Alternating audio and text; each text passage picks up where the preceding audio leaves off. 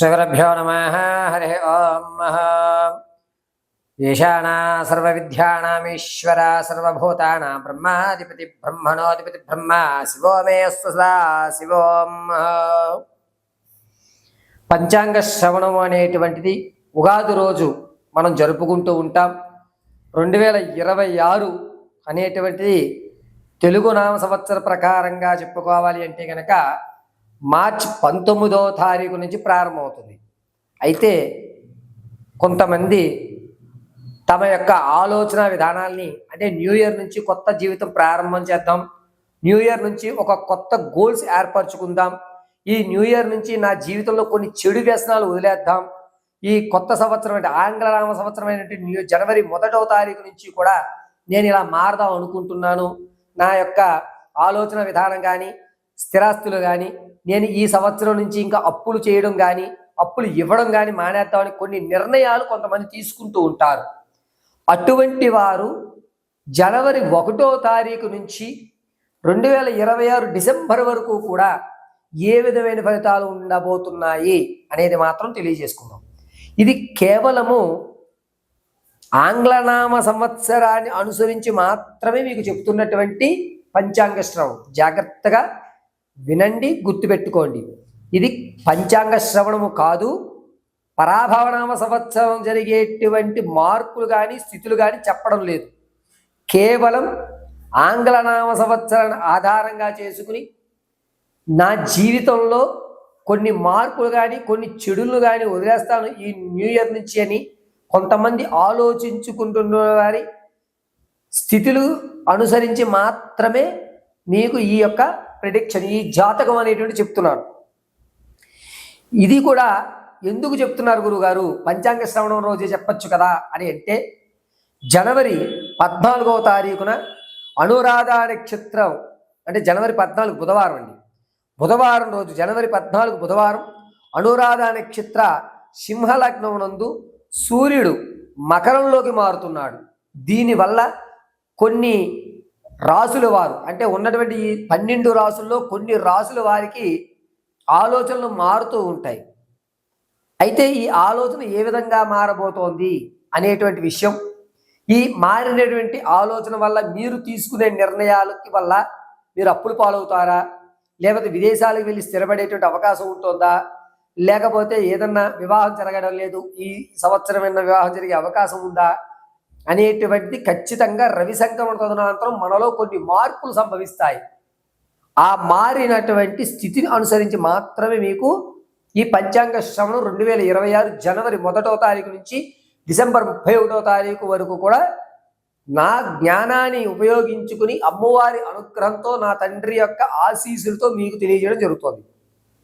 ఇది కేవలము నేను చెప్పేటువంటి ఈ జాతకం కేవలము రవి సంక్రమణ ఆధారంగా మాత్రమే చెప్తున్నాను. అది కూడా గోచార రీత్యా మాత్రమే. ఇది గుర్తుపెట్టుకోండి. మనం మారాలి అంటే రేపటి నుంచి మారుతాను అనేటువంటిది ఎవరు చెప్పరు. 1వ తారీఖు నుంచి మారదాం, రేపు 10వ తారీఖు నుంచి మారదాం, ఇలా ఆ యొక్క డేట్ని కొంచెం మెన్షన్ చేస్తూ ఉంటారు.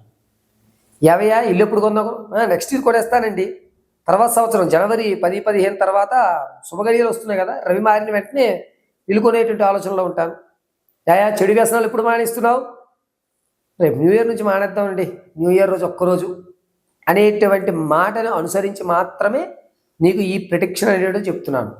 అయితే 2026 మార్చి 19వ తారీఖు గురువారం నుంచి పరాభవనామ సంవత్సరం వస్తుంది కాబట్టి దాని ముందులో మీకు పంచాంగ శ్రవణం చేసి గ్రహణాలు ఎప్పుడు వస్తున్నాయి, ఎన్ని గ్రహణాలు ఉన్నాయి, ఈ గ్రహణాల్లో ఏ రాసుల వారికి ఇబ్బందులు కలుగుతున్నాయి, రాజు మంత్రి సైన్యాధిపతి శయ్యాధిపతి షష్ఠమాధిపతి ఎవరు ఉన్నారు, వారి యొక్క ఆలోచన విధానాన్ని బట్టి పరాభవనామ సంవత్సరం ఏ విధమైన మార్పులు జరుగుతున్నాయి అనేది మనం రానున్న రోజుల్లో అంటే మార్చి 1వ తారీఖున తెలియజేసుకుందాం. ఇప్పుడు కేవలము ఆంగ్లనామ సంవత్సరం ఆధారంగా జనవరి 14వ తారీఖు బుధవారం రోజు అనురాధ నక్షత్రంలో సింహలగ్నంలో సూర్యుడు మకరంలోకి మారడం అనేటువంటి దాన్ని బేస్ చేసి మాత్రమే గోచార రీత్యా మీకు ప్రిడిక్షన్ చెప్పడం జరుగుతుంది. ఇది కేవలం గోచార రీత్యా మాత్రమే. మీ వ్యక్తిగతమైనటువంటి విషయాన్ని తెలుసుకోవడానికి కింద స్క్రోల్ అవుతున్న నెంబర్ని సంప్రదించండి. ఇలా సంప్రదించి date of birth, time, place of birth మాకు వాట్సాప్ చేయడం, దాన్ని అనుసరించి మీ పూర్తి జాతకాన్ని వివరించడం జరుగుతుంది. డేట్ ఆఫ్ బర్త్ తెలియకపోతే మీ యొక్క ఫోటో ఆధారంగా మేము అడిగేటువంటి 3 ప్రశ్నలకు మీరు చెప్పేటువంటి సమాధానాల ఆధారంగా మీ పూర్తి జాతకాన్ని, అసలు భవిష్యత్తు ఉంటుందా, భవిష్యత్తులో నాకంటూ కొన్ని పేజీలను నేను లిఖించగలుగుతానా, అనుకున్నటువంటి అమ్మాయిని వివాహం చేసుకోగలుగుతానా, ఆర్థికంగా నిలబడగలుగుతానా, ఆరోగ్య సమస్యల నుంచి బయటపడగలుగుతానా, ఏ విధమైనటువంటి దేవతారాధన, ఏ విధమైనటువంటి దానాలు, ఏ విధమైనటువంటి పుణ్యక్షేత్రాలు నేను ధరిస్తే నాకు లాభదాయకంగా ఉంటుంది, అందరికంటే నాకు ఒక గుర్తింపు సమాజంలో ఎప్పుడు కలుగుతుంది అనేటువంటివి పూర్తిగా మీకు వివరించి చెప్పడం జరుగుతుంది. మంగళం మహత్. శ్రీ గురుభ్యో నమః. హరి ఓం. జగతం పితరం వందే పార్వతే పరమేశ్వరం. సర్వదం పరమేశ్వరీ పాదార్పితం. మిథున రాశి వారికి 2026 జనవరి 1వ తారీఖు నుంచి డిసెంబర్ వరకు కూడా ఏ విధమైన ఫలితాలు ఉండబోతున్నాయి? ఇది కేవలము కూడా జనవరి 14వ తారీఖున అనురాధ నక్షత్రయుక్తంలో సింహలగ్నంలో సూర్యుడు అంటే రవి మకరంలోకి ప్రవేశించడాన్ని ఆధారంగా మిథున రాశి వారికి ఈ 12 నెలలు ఏ విధంగా ఉండబోతోంది అనేది తెలుసుకుందాం. విద్యార్థులకు మాత్రం బాగా కలిసి వస్తుంది. వ్యాపారస్తులు ఇబ్బంది పడేటువంటి అవకాశమే లభిస్తుంది. రాజకీయ నాయకులకు మాత్రం కొంచెం జనవరి ప్రారంభం చేసుకుని ఆగస్టు వరకు కూడా జనాల్లో ఆకర్షణ తగ్గేటువంటి అవకాశం లభిస్తూ ఉంటుంది. మిథున రాశి వారికి వ్యాపారాలు చేసేటువంటి వారికి మాత్రం జనవరి, ఫిబ్రవరి, మార్చ్, ఏప్రిల్, మే ఈ 5 నెలలు కూడా ఇబ్బందిదాయకంగా కొట్టుమెట్లాడుతూ పెట్టుబడికి సంపాదించిన దానికి సమతుల్యంగా సరిపోయేటువంటి అవకాశమే లభిస్తోంది. పాత బంధాలు, బంధుత్వాలు, అక్రమ సంబంధాలు ఏవైతే ఉన్నాయో అక్టోబరు, నవంబరు ఈ 2 నెలల్లో కూడా బయటపడేటువంటి అవకాశాలు ఉన్నాయి. మిథున రాశి వారు ఈ విషయంలో చాలా జాగ్రత్తగా ఉండాలి. లేనిపోనివి మిమ్మల్ని నమ్మించి ప్రలోభపెట్టి మీ యొక్క రహస్యాలను బయటపెట్టి మిమ్మల్ని ఇబ్బంది పెట్టేటువంటి వారందరికీ కూడా మీరు అవకాశం ఇచ్చేసినట్టే. పైగా ఈ మిథున రాశి వారికి నవంబర్ 7వ తారీఖు నుంచి డిసెంబర్ 12వ తారీఖు వరకు కూడా అద్భుతంగా కలిసి వచ్చేటువంటి అవకాశం లభిస్తోంది. గోల్డెన్ ఛాన్స్ అనేటువంటిది మిథున రాశి వారికి అప్పుడే సంభవిస్తోంది. స్లీపింగ్ పార్ట్నర్ అవనండి, వ్యాపారం అవనండి, విదేశాలకు వెళ్ళేటువంటి అవకాశం కానీ ఏదన్నా సరే మిథున రాశి వారికి ఈ టైమ్ ఆఫ్ పీరియడ్లో మాత్రమే కలిసి వచ్చేటువంటి అవకాశం లభిస్తుంది. ఇక మిథున రాశి వారు అక్టోబర్ నెల, సెప్టెంబర్ ఈ 2 నెలలు కూడా కొంచెం జాగ్రత్తగా ఉండాలి. ప్రమాదాలు జరిగేటువంటి అవకాశం లభిస్తోంది. ముఖ్యంగా నీటికి సంబంధించినటువంటి ప్రమాదాలు అంటే బోట్ షికారుకి వెళ్ళడం అని కానీ, లేకపోతే ఉన్నట్టుండి చెరువుల దగ్గర సెల్ఫీలు తీసుకున్నప్పుడు పడిపోవడం కానీ ఇటువంటివి జరిగి చివరి వరకు కూడా ప్రాణాలతో పోరాడేటువంటి అవకాశం ఈ మిథున రాశి వారికి నేను చెప్పిన ఈ 2 నెలల్లోనే జరుగుతుంది. ఇక మిథున రాశి వారికి ఆరోగ్యపరమైనటువంటి సమస్యలు అనేటువంటివి ఆగస్టు 8వ తారీఖు నుంచి ప్రారంభమయ్యి అక్టోబర్ 10వ తారీఖు మధ్యలో ఆరోగ్యమైనటువంటి సమస్యలు అనేవి అధికమవుతున్నాయి. కాబట్టి కొంచెం జాగ్రత్తగా ఉండడం చాలా మంచిది.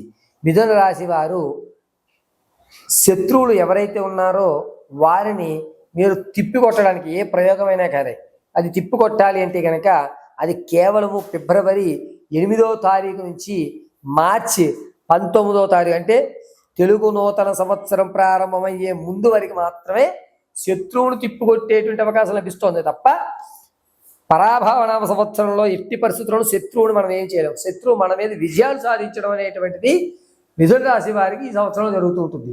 పైగా మిథున రాశి వారికి June, July, August, September, November, December ఈ 6 నెలల్లోనూ చర్మ సంబంధమైన వ్యాధులు రావడం, చర్మం మీద అనేకమైన పొక్కులు రావడం, ఇది ఎందుకు ఇలా జరుగుతోంది అనేటువంటి తెలుసుకోకుండా కొన్ని ఇబ్బందులు కలిగేటువంటి అవకాశం వస్తుంది. ఈ 6 నెలలు శరీరం మీద మీరు ఏకాగ్రత చూపించి వైద్యుడి పర్యవేక్షణలో ఉండడం వల్ల కొంచెం మనశ్శాంతి అనేటువంటిది ఇతరులకి మీ వల్ల కలుగుతుంది. మన యొక్క శరీరాన్ని చూసి జుగుప్సమైనటువంటి వ్యవస్థకి రావడం, అలా ఉంది ఏంటి మొహం అనేటువంటి భావన రావడం జరుగుతుంది. కాబట్టి ఈ 6 నెలలు కూడా చాలా జాగ్రత్తగా ఉండండి. ఈ మిథున రాశి వారు జనవరి 15వ తారీఖు నుంచి కూడా లక్ష్మీ నరసింహస్వామి ఆరాధన చేయడం చాలా మంచిది. డిసెంబర్ వరకు కూడా కుదిరితే నృసింహ మహామంత్రాన్ని నిత్యము పఠించుకోండి. ఉగ్రం వీరం మహావిష్ణుం జ్వలంతం సర్వతామహం నృసింహం వేషణం భద్రం మృత్యోర్నమామ్యహం. ఇది పఠించుకోవడం అత్యంత శ్రేయస్కరమైనటువంటి విషయం.